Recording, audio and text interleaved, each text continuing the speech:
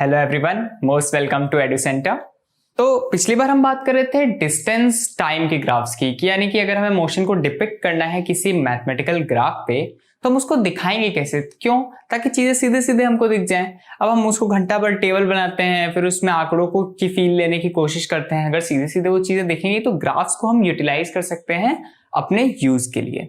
इसलिए आज हम डिस्कस करने जा रहे हैं नेक्स्ट चीज, वेलोसिटी टाइम ग्राफ। तो जैसे डिस्टेंस टाइम ग्राफ में हमने क्या सीखा था कि काफी एक एक्सिस पे हम डिस्टेंस को प्लॉट करते थे और एक एक्सिस पे हम टाइम को प्लॉट करते थे और करस्पॉन्डिंग पॉइंट्स को हम मार्क कर देते थे। सिमिलरली हम वेलोसिटी टाइम ग्राफ भी प्लॉट करेंगे। उससे पहले एक बार बस मैं क्विक रिवाइज कराता हूं कि प्लॉटिंग कैसे करते थे, कि मान लिया अगर बाई चांस कहीं भूल गए हैं तो एक बार देख लेते हैं। तो मान लो ये पहली एक्सिस है, एक एक्सिस है और ये दूसरी एक्सिस है। ये एक्स हो गई, ये वाई हो गई। अब वाई एक्सिस पे मान लो हमें प्लॉट करना है वेलोसिटी, या फिर मान लो प्लॉट करना है फॉर एग्जांपल डिस्टेंस ही, या डी हम बोलते थे ना, डिस्प्लेसमेंट मान लेते हैं थोड़ी देर के लिए। तो डी और इधर टी, तो मान लो टी इज इक्वल टू 5, 10 ऐसे है, और डी इज इक्वल टू मान लो 20, 30 इस तरीके से। तो मान लो टी इज इक्वल टू 5 पे हमें डी इज इक्वल टू 20 और टी इज इक्वल टू 10 पे डी इज इक्वल टू 30 है। तो प्लॉट कैसे करेंगे? टी इज इक्वल टू 5, तो ये तुम्हारी कौन सी लाइन हो गई? टी इज इक्वल टू 5 वाली लाइन। ये तुम्हारी कौन सी लाइन हो गई? T is equal to 20, D is equal to 20 वाली लाइन। ये दोनों जहां इंटरसेक्ट करेंगे वो हमारा पॉइंट हो जाएगा। सिमिलरली टी बराबर 10 पे पार्टिकल कहाँ है? तो टी बराबर 10, तो ये टी बराबर 10 वाली लाइन हो गई। और दूसरी कौन सी? वाई एक्सिस पे कौन सी लाइन होगी? उस समय अगर 20 पे है तो 20 से इंटरसेक्ट करता है, लेकिन टी बराबर 10 पे क्या पार्टिकल हमारा डी बराबर 20 पे है? नहीं, हम जानते हैं कि वो 30 पे है। तो फिर मान लो 30 पे है, अब मैं कह रहा हूं 10 पे 30 पे है, ऐसा नहीं है कि कोई यूनिवर्सल रूल है। मैंने एक हाइपोथेटिकल सिनेरियो लिया है जहां पर टी बराबर 5 पे पार्टिकल 20 मीटर पे है और टी बराबर 10 सेकेंड पे पार्टिकल 30 मीटर्स पे है। तो टी बराबर 10 पे कहाँ है पार्टिकल? 30 पे, तो 30 वाली लाइन खींचो। ये दोनों जहां पर इंटरसेक्ट करेंगे वो पॉइंट हो जाएगा। तो हमें 2 पॉइंट मिल गए। तो अभी देखो टी बराबर 5 पे पार्टिकल 20 पे है, टी बराबर 10 पे पार्टिकल 30 पे। तो बेसिकली दोनों तरफ से लाइन डाल देना है, जहां पे मीट करें, जहां पे इंटरसेक्शन मिलेगा वही हमारा पॉइंट हो जाएगा। और इस तरीके से सारे पॉइंट्स को अगर हम ज्वाइन कर देंगे तो इस तरीके से हमारा कुछ कर्व मिल जाएगा। बिल्कुल सेम तरीके से अब हम वेलोसिटी की प्लॉटिंग करेंगे और वेलोसिटी टाइम कर्व से फिर हम क्या क्या निकाल सकते हैं ये देखेंगे। तो चलो शुरू करते हैं। तो मान लेते हैं कि एक फिर से एक सिनेरियो कंसीडर करते हैं जिसमें मान लो कुछ मैं आंकड़े लूंगा और फिर उनको प्लॉट करेंगे कि टी बराबर इधर एक तरफ हम सपोज करो एक्स एक्सिस पे हम ले लेते हैं अपना टाइम।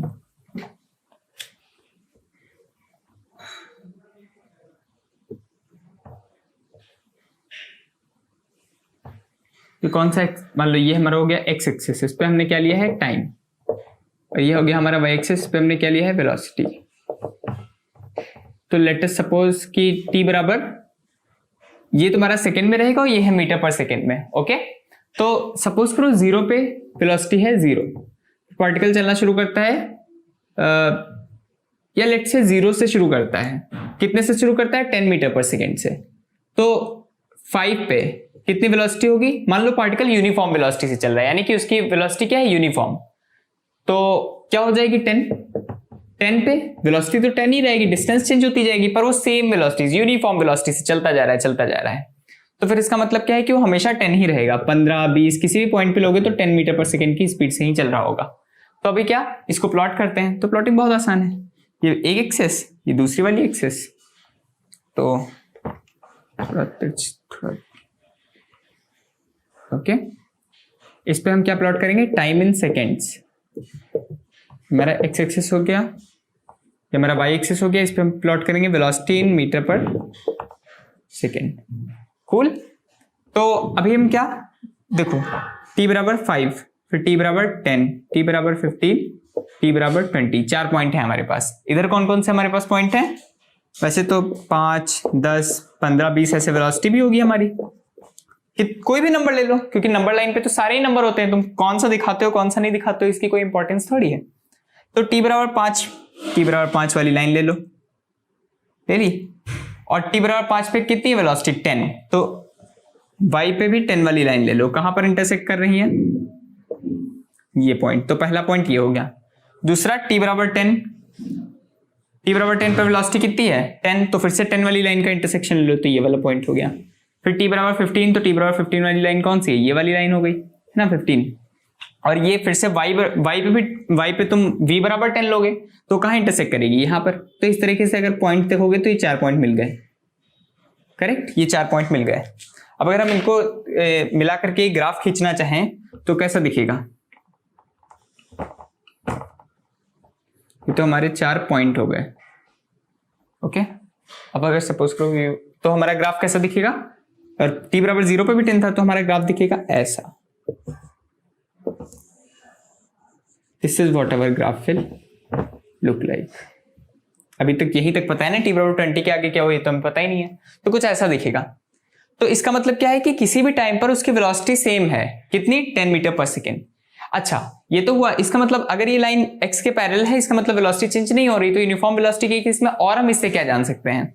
तो मैं कह रहा था कि वेलोसिटी टाइम ग्राफ तो हमने खींच लिया, लेकिन वेलोसिटी टाइम ग्राफ खींचना ही उद्देश्य थोड़ी है। वेलोसिटी टाइम ग्राफ से हमें और क्या पता चल सकता है ये जानना हमारा मेन मकसद है। कि तो इसकी कन्वीनियंस ये है कि हम वेलोसिटी टाइम ग्राफ से और चीजें भी निकाल सकते हैं। और चीजें जैसे हम क्या और जानते हैं, डिस्प्लेसमेंट। तो जैसे कि वेलोसिटी क्या होती है, वेलोसिटी होती है displacement travelled, suppose I denote by s in a given time interval divide by that time interval, correct. तो s यानी कि डिस्प्लेसमेंट ट्रेवल्ड, s को मैं क्या बोल रहा हूं, t1 यानी कि जो इनिशियल पॉइंट है जो फाइनल पॉइंट है उनके बीच में डिस्प्लेसमेंट ट्रेवल्ड, यानी कि final position minus initial position, वो उसको मैं s से डिनोट कर रहा हूं। टाइम इंटरवल क्या है, t2 माइनस t1, जहां पे t2 फाइनल पोजीशन का टाइम है और t1 इनिशियल पोजीशन का टाइम है। तो और v क्या है, वेलोसिटी इन दैट ड्यूरेशन। तो वेलोसिटी इंटू डेल्टा टी हमें क्या दे देगा, डिस्प्लेसमेंट ट्रेवल्ड, करेक्ट। तो इसको हम ग्राफ से कैसे निकाल सकते हैं, तो समझो ये जो वेलोसिटी है इसको कौन सी लाइन रिप्रेजेंट कर रही है, कि हम यहां पे प्लॉट करते थे ना वेलोसिटी, तो ये हो गई हमारी सपोज हम t इज इक्वल टू 5 से 15 के बीच में डिस्प्लेसमेंट निकालना चाह रहे हैं। तो t इज इक्वल टू 5 से t इज इक्वल टू 15 के बीच में डिस्प्लेसमेंट क्या है ये हम निकालना चाह रहे हैं। तो इसको निकालने का क्या तरीका है कि ये हो गई t इज इक्वल टू 5 से, तो ये तो तुम्हारा टाइम का एक्सिस है, x कौन सा एक्सिस है, टाइम का, y कौन सा एक्सिस है, वेलोसिटी का। तो x वाली लाइन कौन सी है, ये x वाली लाइन हो गई ना। तो x के पैरेलल वाली ये जो लाइन है ये तुम्हारा डिनोट करती है delta t। Suppose we name it A B, और सपोज इसको अगर हम कंसिडर करें ये वाला एरिया, तो A B C D, suppose हमने क्वाड्रिलेटरल कंसिडर किया जो कि एक्चुअल एक स्क्वायर टाइप से दिख रहा है। तो यहां पर क्या हो गया, तो ये जो ए बी लाइन है ये किसको डिनोट कर रही है, टाइम को, यानी कि डेल्टा टी को। अरे जो हमारी बीसी लाइन है ये वाई के एक्सिस के पैरेलल है ना, तो वाई के एक्सिस के पैरेलल वाली लाइन कौन सी चीज को डिनोट करेगी, वेलोसिटी को।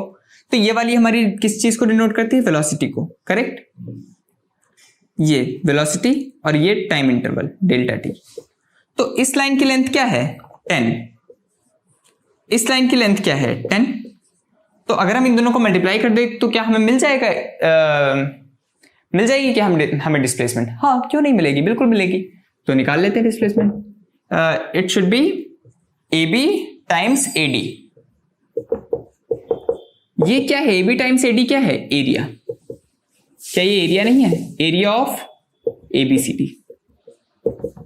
तो जो भी, यानी कि अगर हम इस टाइम ड्यूरेशन में निकाल रहे हैं इस वेलोसिटी के द्वारा चली हुई डिस्प्लेसमेंट, तो क्या है उस टाइम और डिस्प्लेसमेंट के बीच में जितना एरिया कवर हुआ है, यानी कि एरिया अंडर द कर्व, इसको क्या बोलेंगे, area under the curve between time is equal to 5 to time is equal to 15।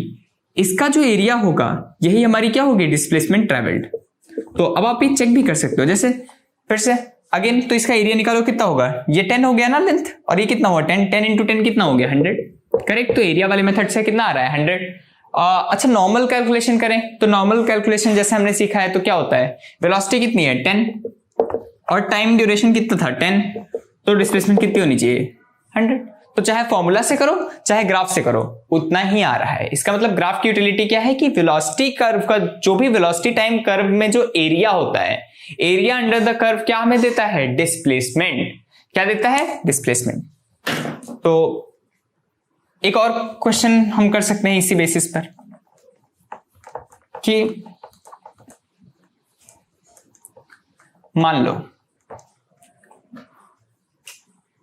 Low velocity कुछ इस तरीके से हो कि t इक्वल टू 0 से चलना शुरू किया, वेलोसिटी बढ़ती जा रही है टाइम के साथ। अब तक हमने ऐसा कोई केस नहीं डिस्कस किया था जहां पे टाइम के साथ वेलोसिटी बढ़ती जा रही हो, लेकिन हम ये पहली बार डिस्कस कर रहे हैं कि मान लो टाइम के साथ वेलोसिटी बढ़ती जा रही है। अब क्या ऐसा हो सकता है? बिल्कुल हो सकता है कि कोई व्यक्ति है वो अपनी वेलोसिटी बढ़ाता जा रहा है, तो t इक्वल टू 0 पे वेलोसिटी कितनी है? 0। और suppose this is a point, what you said, t equal to 20, तो t इक्वल टू 20 ये टाइम का एक्सिस हो गया, ये वेलोसिटी का एक्सिस हो गया। वेलोसिटी किस में है? मीटर पर सेकंड में। टाइम किस में है? सेकंड में। तो ये X axis, Y axis. Suppose करो t इक्वल टू 20 तक वो बढ़ाते बढ़ाते अपनी वेलोसिटी कितनी कर लिया? सपोज करो 50। तो लेट अस से कि t इक्वल टू 10 पर उसकी वेलोसिटी कितनी थी? 25। यूनिफॉर्मली बढ़ रही है ना, तो पहले हाफ इंटरवल में अगर 25 बढ़ी है तो बाद के हाफ इंटरवल में भी 25 बढ़ी हुई, तो कुछ ऐसा सिनेरियो है। तो इस केस में suppose we want to calculate distance travelled between t is equal to 10 and between t is equal to 20। इन दोनों पॉइंट्स के बीच में हमें कैलकुलेट करना है कि कितनी डिस्टेंस ट्रेवल की। तो कोई फॉर्मूला लगाने की जरूरत नहीं है हमारे पास। इंक्रीजिंग वेलोसिटी के केस में ऐसा कोई फॉर्मूला अब तक है भी नहीं, लेकिन हम इसको ग्राफ से कैलकुलेट कर सकते हैं। हम तो कांस्टेंट वेलोसिटी के केस में v इंटू टी करना जानते हैं। अब इसमें अगर हम v इंटू टी करके हम डिस्प्लेसमेंट निकालना जाए तो कौन सा v रखें? ये वाला रखें, ये वाला रखें, ये वाला रखें, हमें नहीं पता। लेकिन ग्राफ से हम सीधा सीधा निकाल सकते हैं। कैसे? क्योंकि t इज इक्वल टू 10 पे वेलोसिटी 25 है, t इज इक्वल टू 20 पे वेलोसिटी 50 है, तो कौन सी वेलोसिटी रखनी है v इंटू टी में? क्या 25 वाली रख दें? नहीं, फिर तो ये वाली डिस्टेंस आ जाएगी, कम आएगी, और 50 वाली रख देंगे तो ज्यादा आ जाएगी। तो तरीका क्या है कि हम इसको फॉर्मूला से नहीं ग्राफ से निकालेंगे। तो ग्राफ से कैसे? हमने क्या सीखा कि जो भी दो पॉइंट्स के बीच में हमें डिस्प्लेसमेंट कैलकुलेट करनी है, तो कौन से दो पॉइंट हैं? t इज इक्वल टू 10 और t इज इक्वल टू 20, ये इन दोनों के बीच में, यानी कि इस दरमियान, इस टाइम इंटरवल में। तो डेल्टा टी हमारा तो ये हो गया। उसमें area under the velocity time curve, तो वेलोसिटी टाइम कर्व कौन सा है? ये वाली लाइन वेलोसिटी टाइम कर्व को डिपिक्ट कर रही है। तो ये जो point t is equal to 10 पे ये वाला पॉइंट मिला और t इज इक्वल टू 20 पे ये, तो इसके अंडर जो एरिया है, यानी ये जो क्वाड्रिलेटरल बन रहा है, इसका एरिया हमें क्या देगा? इसका एरिया हमें देगा displacement between time is equal to 20 to 40, correct? तो इसका एरिया निकाल लेते हैं। तो let us name it ABCD। तो अगेन इसका एरिया क्या हो जाएगा? इसमें देखो तो क्या क्या है, a के स्क्वायर है, is it a square? No, it is not a square, it is a rectangle. तो 10 तो ये वाली लेंथ हो गई, ये वाली लेंथ कितनी हो गई? 10। उसके बाद ये वाली लेंथ कितनी हो गई? 25। सिमिलरली ये कितना हुआ? 25 हो, ये इतना कितना हो गया? ये भी 25, और ये कितनी होगी? ये भी 10 होगी। तो now it is an easy game. हम इसको अगर तोड़ लें रेक्टेंगल प्लस ट्राइंगल में तो हम एरिया निकाल सकते हैं। तो let us calculate this area. तो area of ABCD will be equal to so area of rectangle AB, let us name it this point as E। तो ABED का एरिया ऑफ रेक्टेंगल ABED, यानी कि ये पार्ट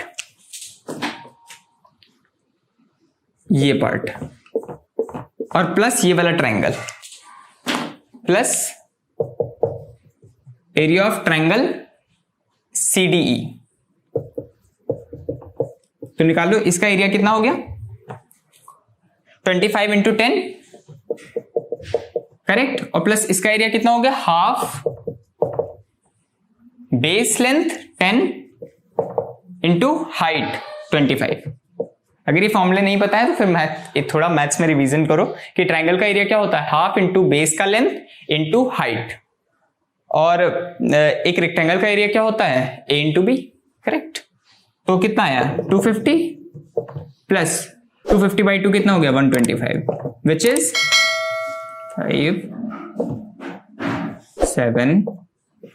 375 मीटर। तो सी, हमें formula नहीं पता था, फिर भी हमें डिस्प्लेसमेंट मिल गई। ओके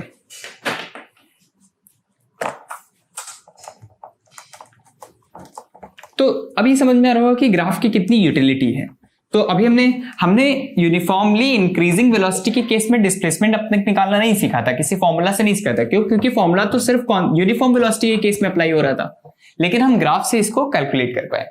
तो ग्राफ में जैसे अभी हमने क्या एक चीज देखी कि अरे यार वेलोसिटी टाइम के साथ हमेशा बढ़ रही है। तो अब तक हमने कौन सी वेलोसिटी पढ़ी थी? सिर्फ और सिर्फ हमने यूनिफॉर्म वेलोसिटी का केस पढ़ा था। इसका मतलब अब हम पढ़ने जा रहे हैं uniformly increasing velocity.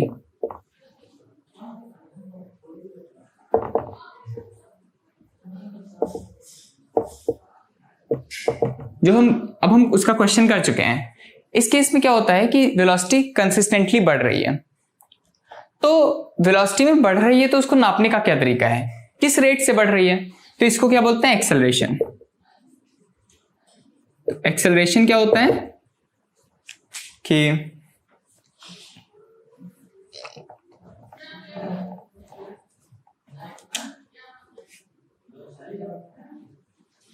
Change in velocity in a time interval delta T divide by that time interval. Correct? तो सपोज करो t इज इक्वल टू 5 पे वेलोसिटी कितनी थी? वेलोसिटी थी 10 और t इज इक्वल टू 10 पे वेलोसिटी कितनी हो गई? 20। तो चेंज इन वेलोसिटी कितनी हो गई?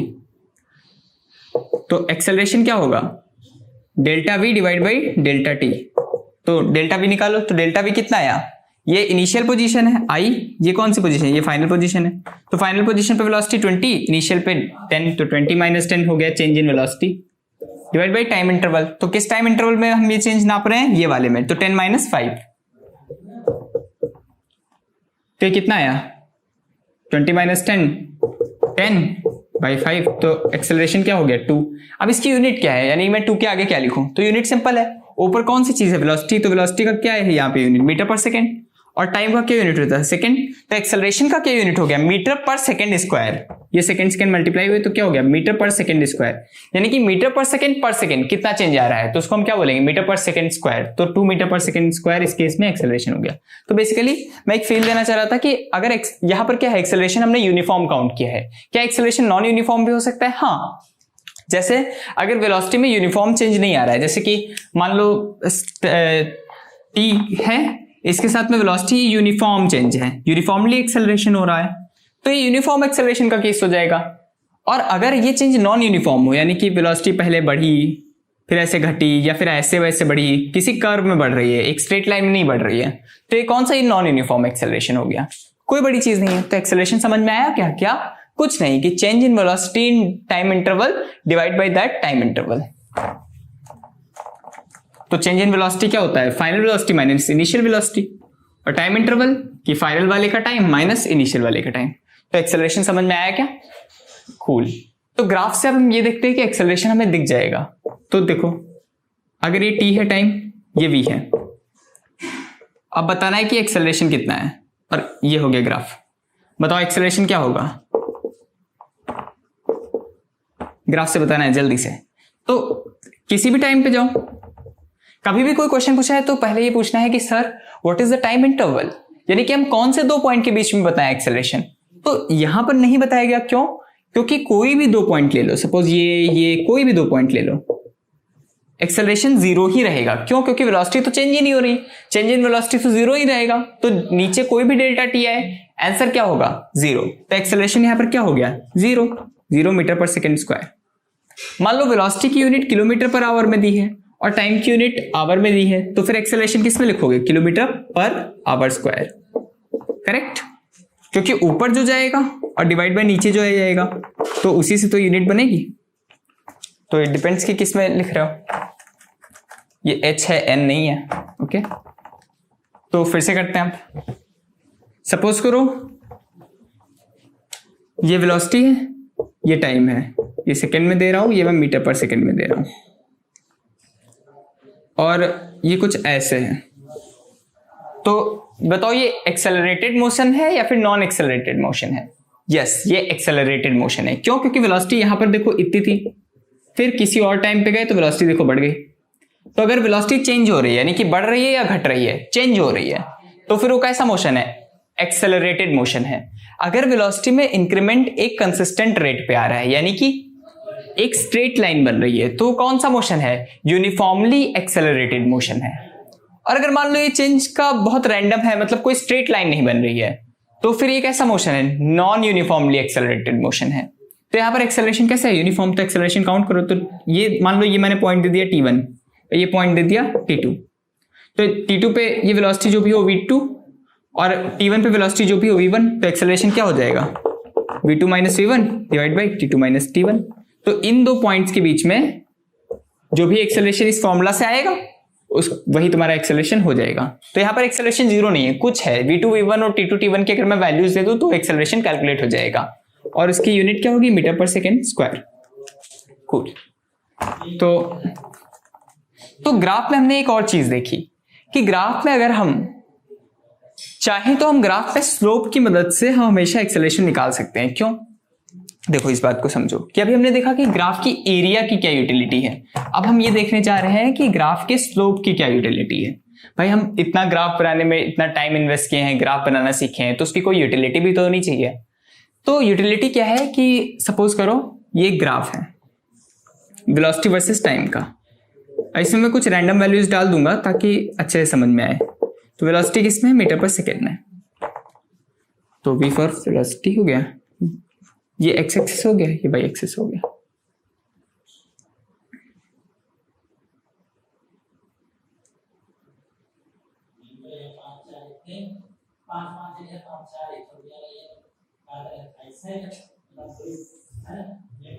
ये एक पार्टिकल है जो मोशन कर रहा है, तो t इज इक्वल टू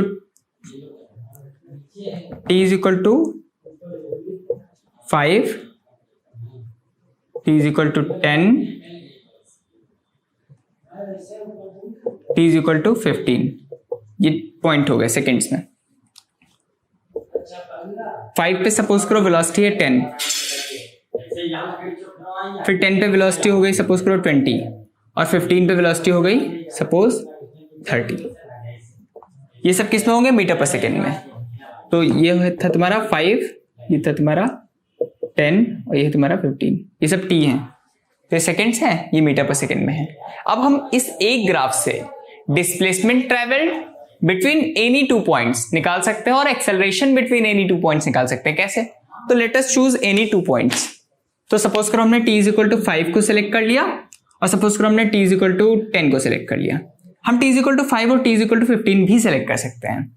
तो इन दो के पॉइंट्स के बीच में सपोज करो हम निकालना चाह रहे हैं सबसे पहले डिस्प्लेसमेंट।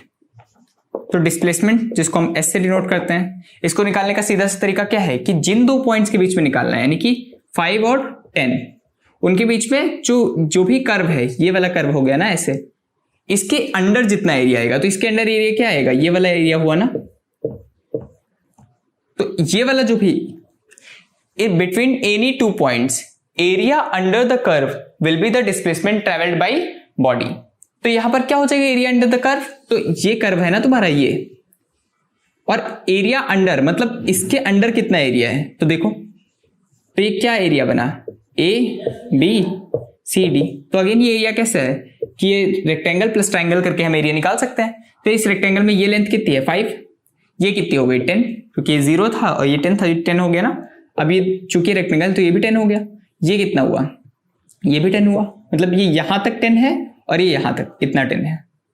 करेक्ट? तो निकाल लो। तो 10 इंटू 5 50 तो एरिया हो गया इस रेक्टेंगुलर पार्ट का, प्लस इतना भी तो और भी पार्ट तो है। तो ये जो है इसका एरिया कितना हो जाएगा? हाफ इंटू ये कितना है? 5 इंटू हाइट कितनी है? 10, तो कितना हो गया? 25। तो 50 प्लस 25 तो इज इक्वल टू 75 मीटर क्या हो गई डिस्प्लेसमेंट। मीटर में क्यों आया? क्योंकि वेलोसिटी मीटर पर सेकंड में। सपोज करो वेलोसिटी किलोमीटर पर आवर में होती और ये आवर में होता, तो फिर ये किस में आता? ये किलोमीटर में आता। बात समझ में कि जिन यूनिट्स में क्वेश्चन दिया होगा उसी यूनिट में आंसर आएगा। और अगर हम इनको कन्वर्ट करना चाहें तो कर सकते हैं। किलोमीटर पर आवर में अगर वेलोसिटी दी और मीटर पर सेकंड में करनी है तो क्या सिंपल सा तरीका 5/10 से मल्टीप्लाई कर दो। तो डिस्प्लेसमेंट तो हमने निकाल ली। तो डिस्प्लेसमेंट कितनी आई? 75 बिटवीन, हमेशा टाइम जरूर मेंशन करो। इनिशियल पोजीशन क्या थी?